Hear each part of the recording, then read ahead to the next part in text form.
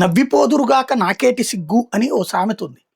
ఇవాళ 2 పత్రికలు రాసిన వార్త చూస్తే అట్లాగే ఉంది. జనం ఎవరు లేరట.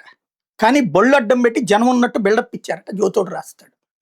అదే సందర్భంలో నరక యాతన అనుభవించేశారట ప్రజలు. ఈనాడోడు రాస్తాడు. గుడ్ కరెక్టే. ఇంతకీ జనం రాకపోతే నరకయాతన ఎందుకు అనుభవించారు? జనం వస్తే తప్పెట్లా అవుతుంది? దీనికి తోడు ఇప్పుడు సోషల్ మీడియాలో ప్రచారం. ఏంటది? ఓ గుమ్మడికాయ 500 ఇచ్చారట.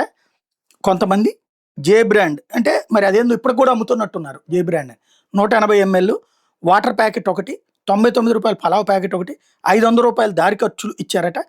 వాళ్ళందరూ రావడం మూలంగా ఆ షో జరిగిందట. ఇది ఇంకొక ప్రచారం.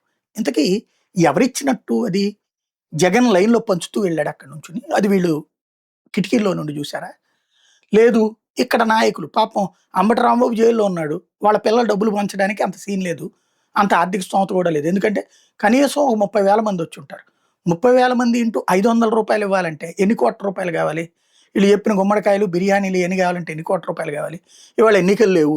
మొన్ననే ఎన్నికల్లో శాంతం పోగొట్టుకున్నారు పార్టీ నాయకులు. ఇప్పుడు ఎవడు పెట్టుకుంటాడు డబ్బులు? జనం రాలేదని కాసేపు రాస్తారు. జనం వచ్చింటే ఆపలేకపోయారని కాసేపు రాస్తారు.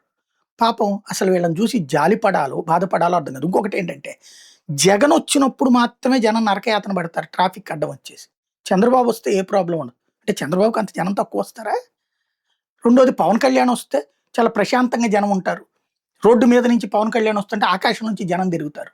ఏం మాట్లాడతాం, ఏం రాస్తాం అంటే మా ఇష్టం మేమేం రాస్తే మీరు ఎర్రేదవల్లాగా వినండి, చదవండి అని మాత్రం చెప్తున్నారు.